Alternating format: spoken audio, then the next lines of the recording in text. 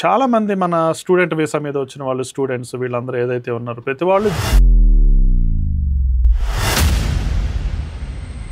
కరెక్టే సార్. కానీ అంటే బడ్జెట్ గురించి ఒక భయం ఉంటుంది ఎవరికైనా. నేను చెప్పేది ఏంటంటే ఎంప్లాయ్మెంట్ మనకు గవ్ వెబ్సైట్లో క్లియర్గా రాసి ఉంటుంది. సహజంగా ఎంత శాలరీ ఉంటే అక్కడ హ్యాపీగా లైఫ్ లీడ్ చేసేయచ్చు ఒక పర్సన్. అసలు మనం ఏం చేస్తున్నాము, మనం ఏం చేయాలి అనేది ఆ రెండింటికి సమాధానం మనకు దొరకనప్పుడు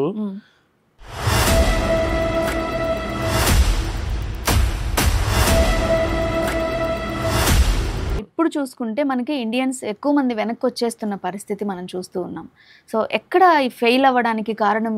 ఫీ వేవర్ అని ఒక అప్లికేషన్ ఉంటుంది. ఫీ వేవర్ అంటే ఏంటి? గవర్నమెంట్కి మనం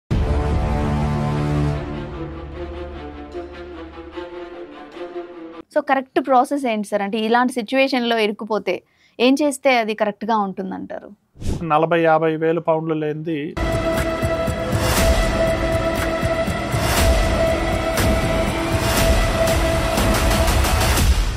నమస్తే, welcome to Good News India. నేను సునీత. ప్రస్తుతం మనతో UK immigration adviser Hari Potru గారు ఉన్నారు. ఒకసారి మాట్లాడదాం. నమస్తే సార్. నమస్తే. యూకేలో కొత్త రూల్స్ వచ్చాయి అని విన్నాము. అది ఎలా సార్? అసలు ఏమేం రూల్స్ మారాయి? ఎప్పటి నుంచి అప్లికబుల్ అవుతున్నాయి? అంటే ప్రస్తుతం మనం అంటే ఈ రికార్డింగ్ చేసే రోజు గురించి మాట్లాడుకుంటే ఇప్పటి వరకు గవర్నమెంట్ ప్రపోజల్స్ చాలా చెప్పారు, కానీ ఫలానా రూలు ఫలానా డేట్ నుంచి అప్లికబుల్ అనేది ఇంకా డిక్లేర్ చేయలేదు, అనౌన్స్ చేయలేదు పబ్లిక్కి.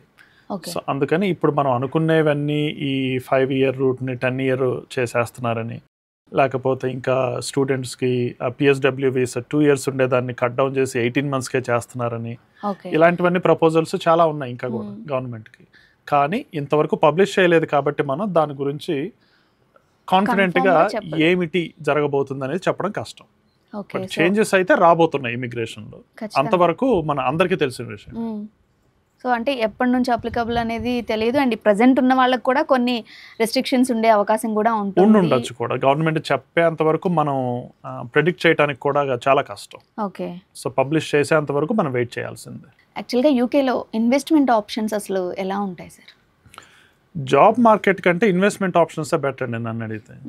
ఎందుకంటే చాలా మంది మన స్టూడెంట్ వీసా మీద వచ్చిన వాళ్ళు స్టూడెంట్స్ వీళ్ళందరూ ఏదైతే ఉన్నారో ప్రతి వాళ్ళు జాబ్ జాబ్ జాబ్ అని పరిగెత్తా ఉన్నారు. పోనీ జాబ్ ఎప్పుడు వస్తుంది మనకి? ఎంప్లాయర్కి మన దగ్గర ఉన్న స్కిల్ సెట్ నచ్చి వీళ్ళని మనం ఎంప్లాయ్ చేసుకుందాము అనుకుంటేనే మనకు జాబ్ వస్తుంది కదా. అదే మనం సొంతంగా బిజినెస్ పెట్టుకునేటట్టయితే కానీ మనకి నచ్చిన బిజినెస్ పెట్టుకోవచ్చు. ఒక్కొక్కరికి ఒక్కొక్క ఇష్టం ఉంటుంది. కొంతమందికి ఫర్ ఎగ్జాంపుల్ ఒక షాప్ నడుపుకోవడం ఇష్టం కావచ్చు, లేకపోతే కొంతమందికి ఇంకో నేచర్ ఆఫ్ బిజినెస్ ఏదైనా ఇష్టం అయి ఉండొచ్చు, లేకపోతే కొంతమందికి ఒక రెస్టారెంట్ నడుపుకునే ప్యాషన్ ఉండి ఉండొచ్చు, లేకపోతే ఎక్స్పీరియన్స్ ఉండి ఉండొచ్చు బ్యాక్ హోమ్లో కానీ. సో ఇట్లా చాలా ఆప్షన్స్ ఉండటం వల్ల నేను చెప్పేది ఏంటంటే ఎంప్లాయ్మెంట్ ఎమ్మటి పరిగెత్తకుండా శుభ్రంగా మనమే సెల్ఫ్ ఎంప్లాయ్మెంట్ రూట్లోకి వెళ్ళి మనమే సెల్ఫ్ స్పాన్సర్షిప్ చేసుకునే స్టేజ్కి వెళ్ళటం. ఎప్పటికైనా కానీ మన బిజినెస్ని మనం రన్ చేసుకుంటాం కాబట్టి అంత కంట్రోల్ అంతా మనలో ఉంటుంది. కరెక్టే సార్. కానీ అంటే బడ్జెట్ గురించి ఒక భయం ఉంటుంది ఎవరికైనా. ఎంప్లాయీగా వెళ్ళిపోతే హ్యాపీగా వెళ్ళిపోతాం, శాలరీ తీసేసుకుంటామని. సో ఎంత బడ్జెట్ అవసరం అవ్వచ్చు బిజినెస్కి సంబంధించి? అంతా అని కాదండి. ఇప్పుడు నేచర్ ఆఫ్ బిజినెస్ని బట్టి ఉంటుంది. ఒక్కొక్క ఏరియాలో ఒక్కొక్క రెంట్ ఉంటుంది, ఒక్కొక్క ఏరియాలో కొన్ని ఓవర్ హెడ్స్ ఎక్కువ ఉంటాయి, అట్లా కొన్ని ఏరియాస్లో తక్కువ ఉండొచ్చు. ఇప్పుడు కౌంటీస్ వైపుకి వెళ్ళాం అనుకోండి, అవుట్ సైడ్ లండన్ ఎక్కడైనా, సో అక్కడ ఫీజు కానీ తక్కువ ఉండొచ్చు, అకార్డింగ్లీ మెన్యూ ప్రైసెస్ తక్కువ ఉండొచ్చు, కాస్ట్ ఆఫ్ లివింగ్ తక్కువ ఉండొచ్చు. So there are various factors to effect the pricing structure. కాబట్టి అంత అని చెప్పడం కష్టం. ఒక రఫ్ ఫిగర్గా అనుకోవాలంటే కానీ ఎక్కడైనా కానీ కనీసం ఒక 40-50 వేల పౌండ్లు లేనిది నేను అనుకోవటం ఒక చిన్న బిజినెస్ సెటప్ చేసుకొని సక్సెస్ఫుల్గా రన్ చేయడం కష్టం అవుతుంది. కానీ అంత డబ్బు మీరు అన్నట్టుగా ఒక్కళ్ళే పెట్టడం అంటే కొద్దిగా పాకెట్కి బర్డెన్ అవుతుంది. అలాంటప్పుడు ఏం చేస్తారు? లైక్ మైండెడ్ పీపుల్, 1-2-3 కలిసి ఆ బిజినెస్ని రన్ చేద్దామనే మైండ్ సెట్తో ఉంటే, వాళ్ళందరూ ఒక అండర్స్టాండింగ్తో ఉండి let us do it together, let us achieve hour goal అనే యాటిట్యూడ్తో ముందుకెళ్తే సెల్ఫ్ స్పాన్సర్షిప్ అనేది సాధ్యమవుతుంది. ఓకే. అంటే ఇక్కడ రూల్స్ కానీ ఒకవేళ మనం పర్మిషన్స్ తీసుకోవాలి బిజినెస్ పెట్టాలనుకుంటే ఈజీగా ఉంటుందా? రూల్స్ అండ్ రెగ్యులేషన్స్ ఎలా ఉంటాయి? ఇక్కడ ఎట్లానో ఇండియాలో ఎట్లా ఉంటుందో లేకపోతే ఇంకో చోట ఎట్లా ఉంటుందో అట్లానే ప్రతి కంట్రీలో అప్లికబుల్ లాస్ రెగ్యులేషన్స్ ఉంటాయి. అవన్నీ లోకల్ కౌన్సిల్ మీద డిపెండెంట్ ఉంటాయి. కొన్ని బిజినెస్ నడపడానికి కొన్ని పర్మిషన్స్ అవసరం.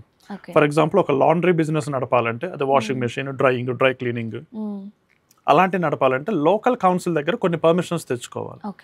ఒక్కొక్క కౌన్సిల్ ఒక్కొక్క పర్మిషన్ స్టాండర్డ్స్ మెయింటైన్ చేయొచ్చు.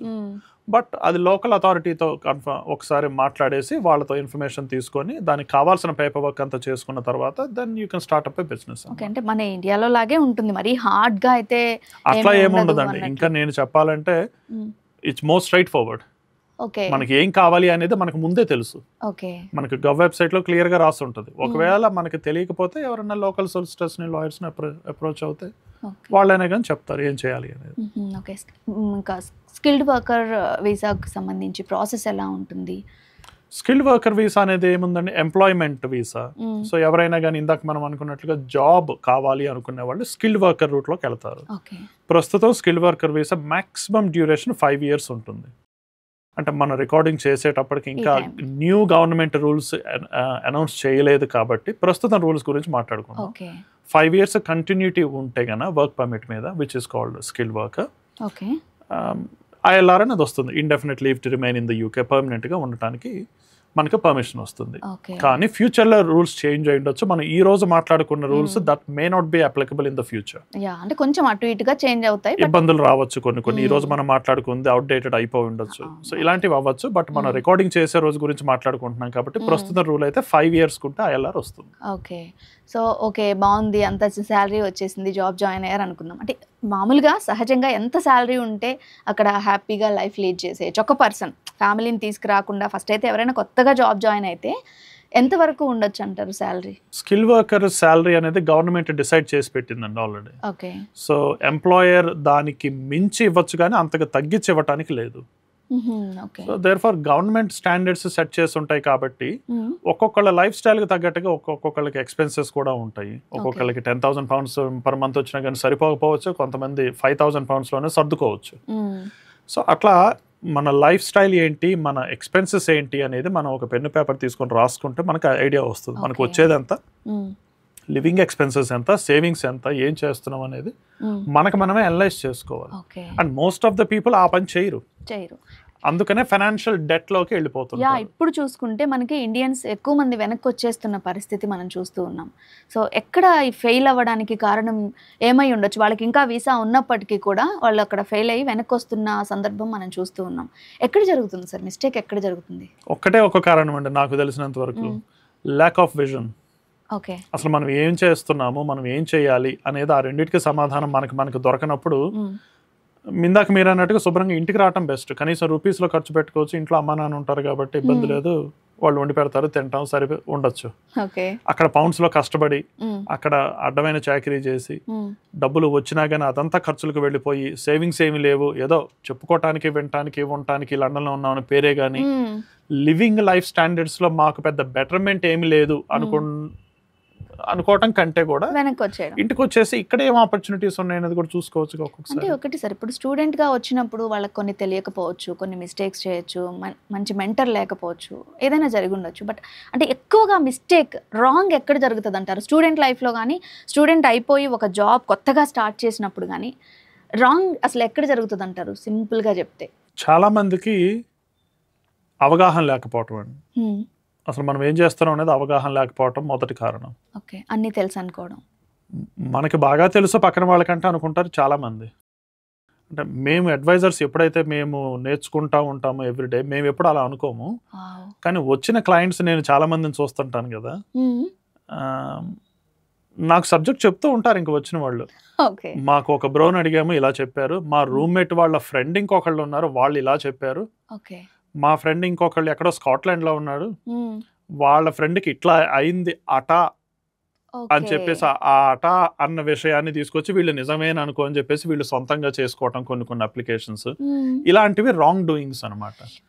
తెలియకనే తప్పులు చేయటం, ఇలాంటివన్నీ ఉపయోగం ఏముండదు. ఎండ్ ఆఫ్ ద డే ఎవరి సర్కమ్స్టాన్సెస్ వాళ్ళకు ఉంటాయి. ఇప్పుడు ఒకళ్ళకి అప్లికబుల్ అప్లికేషన్ ఇంకొకళ్ళకి అప్లై కాకపోవచ్చు, అది క్వైట్ నార్మల్. ఎందుకంటే ఎవరి సర్కమ్స్టాన్సెస్ని బట్టి వాళ్ళ అప్లికేషన్స్ సూటబుల్ టైంలో సెన్సిబుల్గా చేసుకుంటారు. కానీ వాళ్ళు చేశారని చెప్పేసి అదే అప్లికేషన్ మనం కూడా చేయలేం కదా. చేయలేమా? అండ్ ఇక్కడే most of the people go wrong. నేను ఒక ఉదాహరణ చెప్తాను. ఫీ వేవర్ అని ఒక అప్లికేషన్ ఉంటుంది. ఓకే. ఫీ వేవర్ అంటే ఏంటి?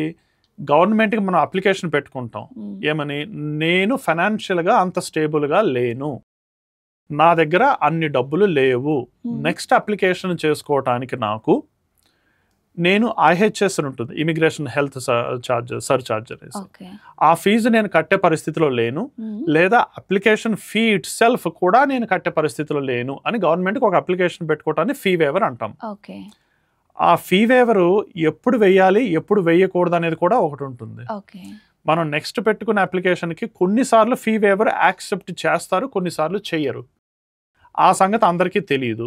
ఏ అప్లికేషన్కి యాక్సెప్టబుల్, ఏ అప్లికేషన్కి ఈ ఫీ వేవర్ అప్లికేషన్ వల్ల అనవసరంగా అడ్వర్స్ ఎఫెక్ట్ ఫ్యూచర్ అప్లికేషన్స్కి వస్తుంది అనేది కూడా తెలుసుకోవాలి. మన ఫ్రెండ్ ఏదో ఫీ వేవర్ అప్లికేషన్ చేసుకున్నాడు కదా అని చెప్పేసి మనం అదే పనిలో ఉంటే ఉపయోగం ఉండదు. అంటే వాళ్ళు ఆ అప్లికేషన్ చేశారంటే వాళ్ళ సర్కమ్స్టాన్సెస్ డిఫరెంట్ అయి ఉండొచ్చు, వాళ్ళ ఫ్యూచర్ గోల్ డిఫరెంట్ అయి ఉండొచ్చు. అంత మాత్రాన అందరూ అదే పని చేయకూడదు కదా. సో ఇట్లా ఇంకోటి FLR అని ఉంది, ఫర్దర్ లీవ్ టు రిమైన్ అనేసి.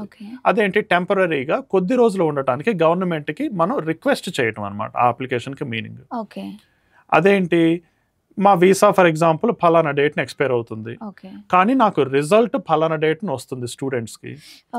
ఈ ఇంటరిమ్ పీరియడ్, ఈ గ్యాప్ ఏదైతే ఉందో ఆ గ్యాప్ని కవర్ చేసుకోవటానికి హోమ్ ఆఫీస్ని రిక్వెస్ట్ పెట్టుకోవటానికి రకరకాల అప్లికేషన్లు మన వాళ్ళు చేస్తుంటారు. ఈ చేసిన అప్లికేషన్స్ అన్నీ కూడా మోస్ట్ ఆఫ్ ద టైమ్స్ అవి రాంగ్ అప్లికేషన్సే ఉంటాయి. ఒక్కొక్కళ్ళు 2 సార్లు ఫీ వేవర్లు, 2-3 సార్లు FLRలు, ఇంకొక 2 సార్లు 3 సార్లు సెట్ పి అని ఇంకొక అప్లికేషన్ ఉంటుంది, అది చేయటం, లేకపోతే హ్యూమన్ రైట్స్ మీద ఇంకొక అప్లికేషన్ చేసుకోవటం, ఇంకా మరీ ఇంకా నీచమైన స్టేజ్కి వెళ్ళేసి అసైలం అంటే మనం తెలుగులో శరణార్థనం అంటాం, అంటే మా ఇంటికి మేము వెళితే మాకు ప్రాణహాని ఉంది అని చెప్పి, నిజంగా ఏమి ఉందో లేదో మనకు తెలియదు, ఉండకపోవచ్చు, కానీ రకరకాల కారణాలు చెబుతుంటారు. అప్పు తీసుకున్నామంటారు కొంతమంది, లేకపోతే ఇంట్లో వాళ్ళు వస్తే చంపేస్తామంటున్నారు కొంతమందిని, లేకపోతే ఇంకో రకంగా నాకు ఫైనాన్షియల్ గా ఇండియా పోతే నేను సస్టైన్ అవ్వలేను కాబట్టి నేను ఇక్కడే ఉంటానని కొంతమంది, ఇలా ఎవరి కారణాలు వాళ్ళు చెప్పుకుంటూ అసైలం అప్లికేషన్లు చేసుకుంటుంటారు. కానీ ఏ అప్లికేషన్లు చేసుకున్నా కానీ నెక్స్ట్ అప్లికేషన్కి మనం అనుకున్న అప్లికేషన్కి ఎఫెక్ట్ అవుతుందా లేదా, ఎస్ ఆర్ నో అనే దాన్ని మనం గమనించుకోవాలి. అది గమనించుకున్న తర్వాత ఈ అప్లికేషన్ వల్ల నెక్స్ట్ నేను అనుకున్న అప్లికేషన్కి ఎఫెక్ట్ ఏమీ ఉండదు అనుకున్నప్పుడు సూటబుల్ అప్లికేషన్ చేసుకోవడంలో తప్పులేదు. సో ఏదైనా ప్రాబ్లం వచ్చినప్పుడు సజెషన్ తీసుకుంటే బెటర్. ఇమిగ్రేషన్ సర్వీసెస్ దగ్గర కానీ ఎవరైనా కానీ ప్రొఫెషనల్లీ క్వాలిఫైడ్ పీపుల్ ఎవరైనా కానీ ఇమిగ్రేషన్ లా ప్రకారమే చెబుతారు.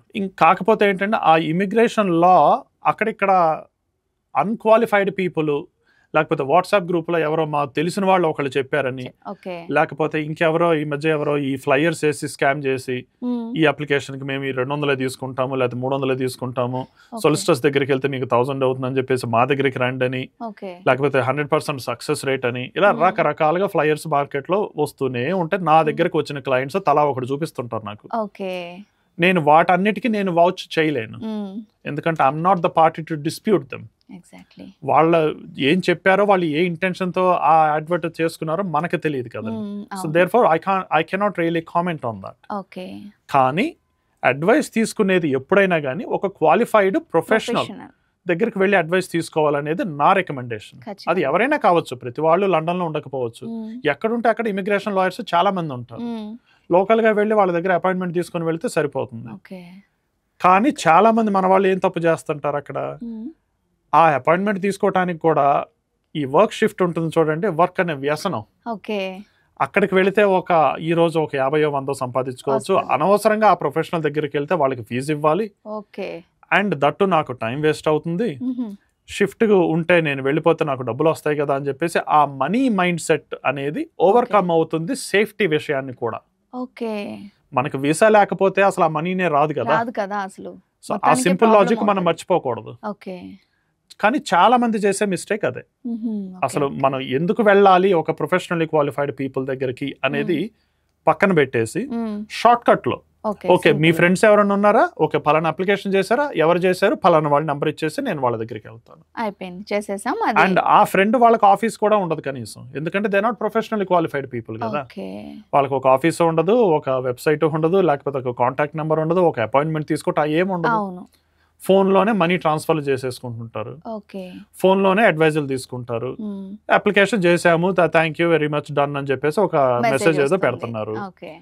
దాని తర్వాత మళ్ళీ అప్లికేషన్ స్టేజ్ ఏమవుతుంది అనేది అప్లికెంట్కి తెలియదు. ఎందుకు, ఆ డేటా మొత్తం వాళ్ళ దగ్గరే ఉంచుకుంటున్నారు. వాళ్ళు ఏం చెప్తున్నారు, ఈ so called unqualified people who post themselves as qualified people ఏం చెప్తున్నారు, ఏదైనా అప్డేట్ వస్తే మేము చెప్తాం అనేసి. ఇవన్నీ జరుగుతున్నవే ప్రస్తుతం. ఇలా తెలిసి కూడా చీపర్ ఆప్షన్ కదా అని చెప్పేసి వాటి దగ్గరికి వెళ్ళే బదులు, చీపర్ ఆప్షన్ అని ఎక్స్పెన్సివ్ ఆప్షన్ అనేది కాదు కదా అక్కడ ఇంపార్టెంట్ పాయింట్. మన ఫ్యూచర్ ని మనం వేరే వాళ్ళ చేతిలో పెడుతున్నాం అనేది మనం మర్చిపోకూడదు. ఇచ్చే అడ్వైస్ ఇచ్చే వాళ్ళు ఎలా ఇచ్చినా గానీ మనకది సెన్సిబుల్ గా అప్లికబుల్ అవుతుందా లేదా అనేది మనకు కూడా తెలిసిపోతుంది కొంతవరకు. ఆ స్టేజ్ లో ఉండాలి కానీ ఏమీ లేకుండా అసలు ఎక్కడికి వెళ్తున్నావో తెలియదు, ఏం చేస్తున్నావో తెలియదు, ఫర్ ద టైం బీయింగ్ సరే నేను షిఫ్ట్ కు పరిగెత్తాలి అనే ఉద్దేశంలో ఒక 200, 300 లేకపోతే 500, 1000 వాట్ ఎవర్ ఇట్ ఈస్ వాళ్ళకి ఈ ఫీజు ఇచ్చేసి అసలు ఏం జరిగిందో తెలియకుండా, ఓ మై గాడ్ నాకు అసలు ఈమెయిల్ వచ్చింది హోమ్ ఆఫీస్ నుంచి, నాకు ఇమిగ్రేషన్ బెయిల్ ఇచ్చారు, నేనేం చేయాలో తెలియట్లేదు అని పానిక్ కాల్స్ నాకు బోల్డ్ వస్తాయి. సో అదేదో ముందే కొంచెం అలర్ట్ అయితే, ఎందుకంటే లైఫ్ ని డిసైడ్ చేసే, ఫ్యూచర్ ని డిసైడ్ చేసేది కాబట్టి కాస్త ప్రొఫెషనల్స్ దగ్గరికి వెళ్తే బాగుంటుంది. చాలా మంది ఇమిగ్రేషన్ క్వాలిఫైడ్ ప్రొఫెషనల్స్ ఉన్నారు. నేను అనుకుంటే తెలుగు మాట్లాడే ఇమిగ్రేషన్ అడ్వైజర్స్ తక్కువ ఉండొచ్చు, వేళ మీద లెక్క పెట్టచ్చు, 4, 5 అనేసి. ఖచ్చితంగా. కానీ ఇంగ్లీష్ మాట్లాడే వాళ్ళు చాలా మంది ఉన్నారు, హిందీ మాట్లాడే వాళ్ళు ఉన్నారు. ఇబ్బంది ఏముంది, లాంగ్వేజ్ పెద్ద ప్రాబ్లం ఏం కాదు కదా సార్. అక్కడికి వచ్చారంటే వాళ్ళు అన్ని ఓకే, కొన్ని లాంగ్వేజెస్ మంచిగా వచ్చేస్తుంటాయి కాబట్టి ప్రొఫెషనల్ ని సంప్రదిస్తే ఏ కష్టం రాకుండా మళ్ళీ వాళ్ళు సర్వైవ్ అవ్వడానికి బాగుంటుంది. బికాస్ ఇదే ఫ్యూచర్ కాబట్టి మళ్ళీ అలా చేయొచ్చు. అది చాలా ఇంపార్టెంట్, ఆ విషయం రియలైజ్ అవ్వాలి.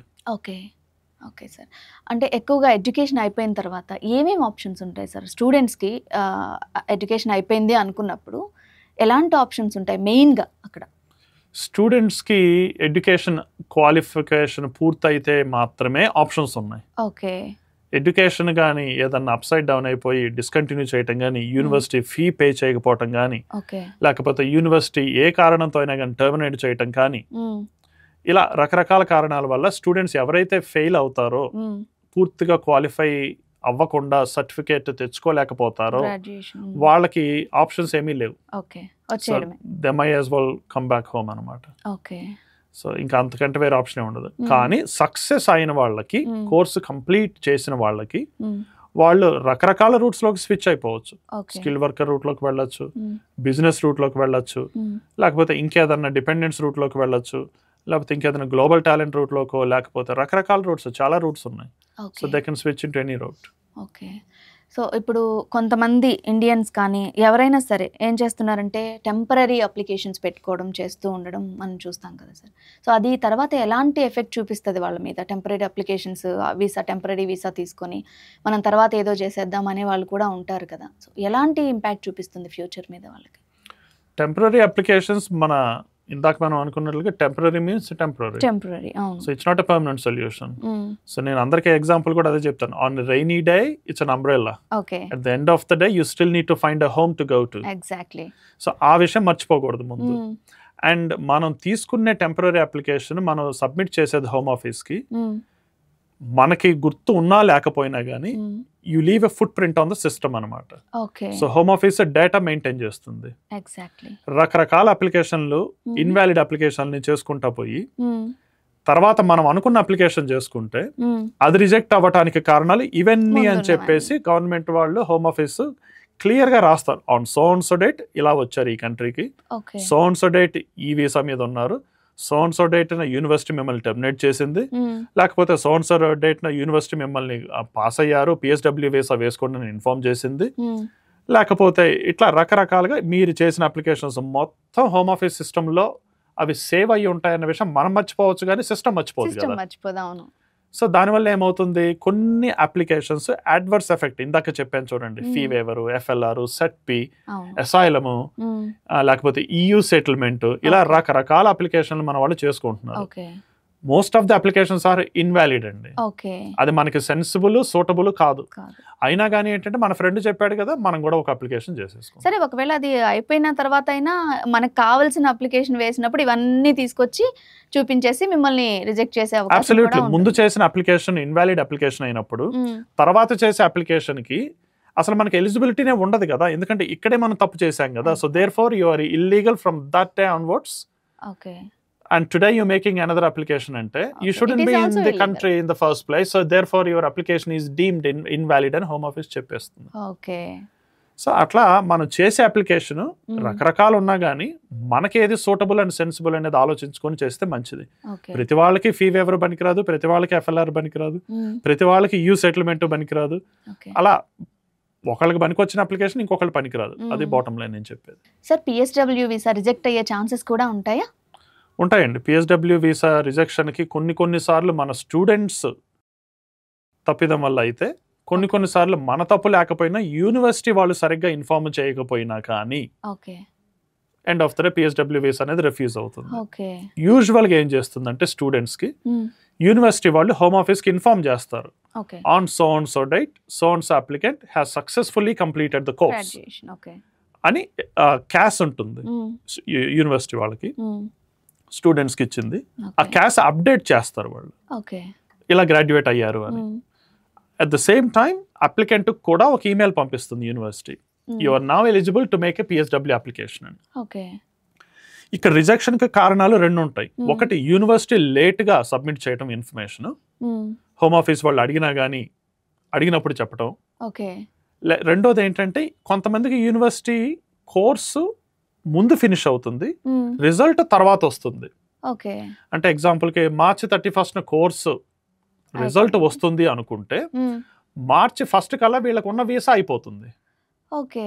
సో ఆ 30 days 31 days ఏ రోజులైతే మిగిలిపోయి ఉన్నాయో యూనివర్సిటీ వాళ్ళు ఏమంటారు, మీరు ఇక్కడున్నా లేకపోతే ఇంకో దేశంలో బ్యాక్ హోమ్ వెళ్ళిపోయినా కానీ మీ రిజల్ట్ అనేది మీకు ఆన్లైన్లో ఎలాగో చెప్పేస్తాం.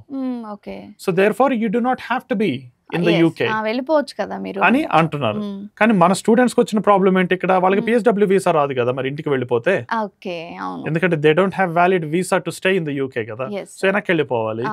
ఇల్లీగల్ గా ఉండి వీసాకి అప్లికేషన్ చేసుకుంటే అది రిఫ్యూజ్ అవుతుంది. సో ఆ డైలమో సిచ్యువేషన్ ఉంటుంది చూడండి, అక్కడ అందరు స్టూడెంట్స్ చాలా వరకు తప్పులు చేసేది.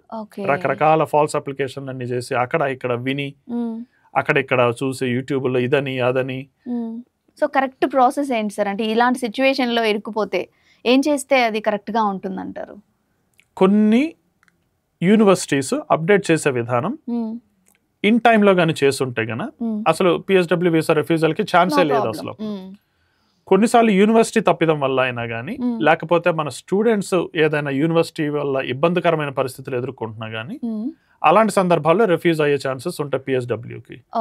లేకపోతే ఇందాక మీరు అన్నట్లుగా ఈ ఇంటరిమ్ పీరియడ్ ఏం చెయ్యాలి అనేది మీ సర్కమ్స్టాన్సెస్ ని బట్టి కొన్ని అప్లికేషన్స్ చేసుకోవచ్చు, కొన్ని అప్లికేషన్స్ చేసుకోవచ్చు. నేను ఇందాక చెప్పిన 5 examples 6 examples ఏవైతే ఉన్నాయో మీ సర్కమ్స్టాన్సెస్ ని అసెస్ చేసిన తర్వాత మాత్రమే మీకు ఏ అప్లికేషన్ వేస్తే మీకు నెక్స్ట్ అప్లికేషన్ కి అడ్వర్స్ ఎఫెక్ట్ లేకుండా ఉంటుంది అనేది తెలుస్తుంది. So therefore it's very difficult for me to advise go for this application or the other. Okay. So first అయితే సజెషన్ తీసుకోవాలి, అప్పుడు కూడా అడ్వైస్ తీసుకోవాలి. మన సర్కమ్స్టాన్సెస్ ఏంటనేది చెప్పాలి. ఒక ఎగ్జాంపుల్ చెప్పాలంటే ఇప్పుడు మనం డాక్టర్ గారి దగ్గరికి వెళ్ళాము, జ్వరం వస్తుందండి 2 రోజుల నుంచి అనొచ్చు. కొంతమంది పేషెంట్స్ కి పారాసెటమాల్ తో తగ్గిపోతుంది, కొంతమంది పేషెంట్స్ కి యాంటీబయాటిక్స్ కావాలి, కొంతమంది పేషెంట్స్ కి ఆ జ్వరం రావడానికి రూట్ కాజ్ ఇంకొకటి ఉంది అసలు, దాని ట్రీట్మెంట్ ఇస్తే ఇది ఆటోమేటిక్ గా తగ్గుతుంది. అది ఏది అనేది డాక్టర్ అసెస్ చేసేంత వరకు చెప్పలేరు కదా. ఎగ్జాక్ట్లీ ఇది కూడా అంతే. సో ముందే వీళ్ళే డిసిషన్ తీసేసుకోకుండా ఫస్ట్ అయితే డెఫినెట్ గా ప్రొఫెషనల్ దగ్గరికి వెళ్ళి అడ్వైస్ తీసుకోవాల్సిందే, అది చాలా ఇంపార్టెంట్. ఇక్కడే మన వాళ్ళు చాలా తప్పులు చేయడానికి ఎక్కువ అవకాశాలు ఉన్న ప్లేస్. ఎక్కువగా మన ఇండియన్స్ అనే కాదు, ఏ కంట్రీ వాళ్ళైనా ఎక్కువగా ఎవరైనా, మనమేమి తెలుగులో మాట్లాడుకుంటున్నాం కదా అని చెప్పేసి మన వాళ్ళైనా అనుకోవటం కాదు. ప్రతి వాళ్ళు, ప్రతి దేశం నుంచి వచ్చిన ఫారినర్స్ ఎవరైతే ఉన్నారో ఓవర్సీస్ పీపుల్, వాళ్ళందరికీ ఇదే రూల్ అప్లికబుల్. ఎవరైనా కానీ it makes no difference which nationality you are అనేది. Immigration law remains the same for all nationalities. Okay. సరే ఇప్పుడు బిజినెస్ పెట్టాలి అనుకున్నప్పుడు అన్ని ప్రాసెస్లు చేసిన తర్వాత ఫర్ ఎగ్జాంపుల్ ఇండియన్ రెస్టారెంట్ కానీ లేదంటే ఇండియాకి రిలేటెడ్గా ఎవరన్నా ఒక బిజినెస్ పెట్టారనుకుంటే ఖచ్చితంగా ఇండియా నుంచి వచ్చిన వాళ్ళే కావాలి ఎంప్లాయీగా అనుకుంటే వాళ్ళకి వీసా ఇవ్వాలి, వాళ్ళని తెచ్చుకోవాలి కదా మరి. అంటే అసలు అక్కడ ఆ ప్రాసెస్ ఎలా ఉంటుంది, ఎలా తీసుకొచ్చుకోవచ్చు మనం ఎంప్లాయీస్ని? ఇలాంటప్పుడు బిజినెస్కి స్పాన్సర్ లైసెన్స్ అప్లై చేసుకోవాలి. ఓకే. ఆ బిజినెస్కి స్పాన్సర్ లైసెన్స్ రావాలంటే ఒక బ్రిటిష్ పర్సన్ కానీ, ఒక ఇండెఫినెట్ లీవ్ టు రిమైన్ ఉన్న పర్సన్ కానీ, లేకపోతే యూరోపియన్ యూనియన్ సిటిజన్స్ ఎవరైనా ఉంటే సెటిల్డ్ స్టేటస్ ఉన్న వాళ్ళు కానీ, ఎవరైనా కానీ ఒకళ్ళు హోమ్ ఆఫీస్ రెస్పాన్సిబిలిటీస్ తీసుకోవాలి. ఓకే. ఇక్కడ this is called business sponsorship licence and business sponsorship licence has 2 elements in it. ఒకటి ఏంటంటే స్పాన్సర్షిప్ లైసెన్స్ ఇట్ సెల్ఫ్, రెండు ఏంటంటే బిజినెస్ ఆపరేషన్స్. అలా 2 భాగాలుగా విడదీద్దాం మనం.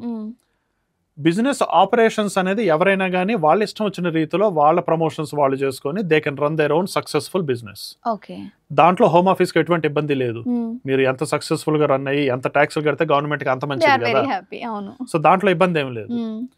ఇబ్బంది అలా ఎక్కడ వస్తుందంటే మనకి ఒక లోకల్ ఇందాక చెప్పినట్లుగా ఐఎల్ఆర్ కానీ, EU సెటిల్డ్ కానీ, లేకపోతే బ్రిటిష్ పర్సన్ కానీ ఉండాలి. వాళ్ళు ఎందుకు ఉండాలి? హోమ్ ఆఫీస్ రెస్పాన్సిబిలిటీస్ తీసుకోవాలి ఫర్ ద స్పాన్సర్ లైసెన్స్. ఎలా చెప్పిందంటే రూలు, స్పాన్సర్ లైసెన్స్ మీకు రావాలి అంటే వన్ ఆఫ్ దీస్ 3 people ఉండి తీరాల్సిందే. ఖచ్చితంగా వీళ్ళే చేయాలంటే కుదరదు. ఓకే. సో అలాంటప్పుడు ఒక వన్ ఆఫ్ దీస్ 3 people ఒకరిని ఎంప్లాయ్ చేసుకోవాలి బిజినెస్ లో. ఓకే. ఈ మధ్య రూల్స్ చేంజ్ అవటం ఏంటంటే ఆ పర్సన్ ఎవరైతే ఉన్నారో లెవెల్ 1 యూజర్ అని, ఆథరైజింగ్ ఆఫీసర్ అని, కీ కాంటాక్ట్ అని 3 elements ఉంటాయి ఇందులో. ఓకే. వాళ్ళు డెఫినెట్ గా ఆ 3 కేటగిరీలోంచి ఉన్న వాళ్ళే అయి ఉండాలి. ఓకే. ఇది ఐఎల్ఆర్ కానీ, బ్రిటిష్ పాస్పోర్ట్ కానీ, లేకపోతే EU సెటిల్డ్ కానీ అయి ఉండాలి. లేకపోతే వాళ్ళకి లైసెన్స్ రాదు ఇప్పుడున్న పరిస్థితుల్లో. సో మీరు సక్సెస్ఫుల్ గా బిజినెస్ రన్ చేసుకోవాలి అంటే ఇంకొక లోకల్ పర్సన్ సహాయం మాత్రం తీసుకోవాలి ఏదో ఒక రూపంలో. వాళ్ళని ఎంప్లాయ్ చేసుకోవచ్చు మీరు. ఫర్ ఎగ్జాంపుల్ ఆ పర్సన్ ఎలా ఉండాలంటే the most senior person in the business లాగా ఉండాలి. ఒక ఎగ్జాంపుల్ ఏంటంటే ఆపరేషన్స్ మేనేజర్ అయి ఉండొచ్చు, లేకపోతే బిజినెస్ డెవలప్మెంట్ మేనేజర్ అయి ఉండొచ్చు, హ్యూమన్ రిసోర్సెస్ మేనేజర్ అయి ఉండొచ్చు, లేకపోతే he can be one of the directors in the company అయి ఉండొచ్చు. అలా కీ పీపుల్ ఉండాలి. వాళ్ళ అండ్ బిజినెస్ ఈ 2 కలిస్తేనే స్పాన్సర్ లైసెన్స్ అప్లికేషన్ సక్సెస్ఫుల్ అవుతుంది. ఈ లైసెన్స్ అప్లై చేసుకున్నప్పుడు హోమ్ ఆఫీస్ వాళ్ళు ఈ మధ్య బాగా ఇంటర్వ్యూలు పెడుతున్నారు. మన వాళ్ళు జనరల్ గా ప్రయారిటీ అని చెప్పేసి ఇంకో £500 ఎక్స్ట్రా కడితే 5 working days లో డెసిషన్ వస్తుంది కదా అని చెప్పేసి అప్లికేషన్ చేసేయంగానే అందరు ఎజంప్షన్ ఏంటంటే ప్రయారిటీ మీనింగ్ అందరు ఏమనుకుంటారు, ఓకే 5 days లో నాకు వచ్చేస్తుంది నేను అనుకున్న వీసా లేకపోతే లైసెన్స్ అనేసుకుంటారు. కానీ అది కాదు ప్రయారిటీకి డెఫినేషన్. ప్రయారిటీ అంటే ఏమని? ప్రయారిటీ మీన్స్ ప్రయారిటీ అంటే అప్లికేషన్స్ మనం పెట్టినవన్నీ ఒక క్యూలో వెళ్తాయి హోమ్ ఆఫీస్ కి, సీరియల్ ఆర్డర్ లో వెళ్తూ ఉంటాయి అప్లికేషన్ సబ్మిట్ చేసిన మొత్తం. ప్రయారిటీ ఫీ 500 పే చేసిన వాళ్ళకి ఒక ప్రివిలేజ్ ఉంటుంది. ఏంటది? You can skip the queue అనమాట and jump to the front. So మీరు చేసిన అప్లికేషన్ 100 నెంబర్ అనుకోండి, you jump over the queue. ఎందుకంటే మీరు £500 ఎక్స్ట్రా కట్టారు కాబట్టి. సో దాని వల్ల ఏమవుతుంది, కేస్ వర్కర్ ఎవరైతే ఈ అప్లికేషన్స్ చూస్తారో case worker will assess your application, they have a look at it and say whether it is straight forward are complex, ఏదైనా అయి ఉండొచ్చు. సో ఈ రెండిట్లో ఒకటి ఏదనేది కేస్ వర్కర్ డిసైడ్ చేస్తారు. Straight forward everything is good to go అనుకుంటే గన potentially you can get the sponsor license within 5 working days. I'm not saying you would.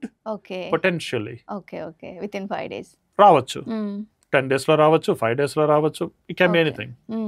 కొన్ని కాంప్లెక్స్ కేసెస్ ఉంటాయి. అలాంటప్పుడు ఎక్కువ సమయం పడుతుంది. కాంప్లెక్స్ కేసెస్ కి ఉదాహరణ ఏంటంటే ఫర్ ఎగ్జాంపుల్ ఆథరైజింగ్ ఆఫీసర్ ఎవరైతే ఉన్నారో they may have some criminal history. Maybe they have a county court judgment pending ఏదైనా ఉండొచ్చు. Maybe police is looking for them. Maybe హెచ్ఎంఆర్సీకి విఐటీ కానివ్వండి, పిఏవై అమౌంట్స్ ఏవైతే ఉన్నాయో అవి పే చేయకుండా హెచ్ఎంఆర్సీ ఈజ్ చేజింగ్ దెమ్ అయి ఉండొచ్చు. ఇలాంటి సర్కమ్స్టాన్సెస్ ఏదన్నా కానీ, లేకపోతే సెక్స్ అఫెండర్స్ లిస్ట్ లో ఎవరైనా ఉండొచ్చు వాళ్ళ పేరు. ఇలాంటి వాళ్ళు ఉన్న వాళ్ళందరూ they are not eligible to take the position అనమాట. అలాంటప్పుడు ఏంటంటే ఎక్స్టెన్సివ్ చెక్స్ వాళ్ళ మీద చేయాల్సి వస్తుంది. కాబట్టి to make sure home office takes the right decision they need a bit more time. Okay.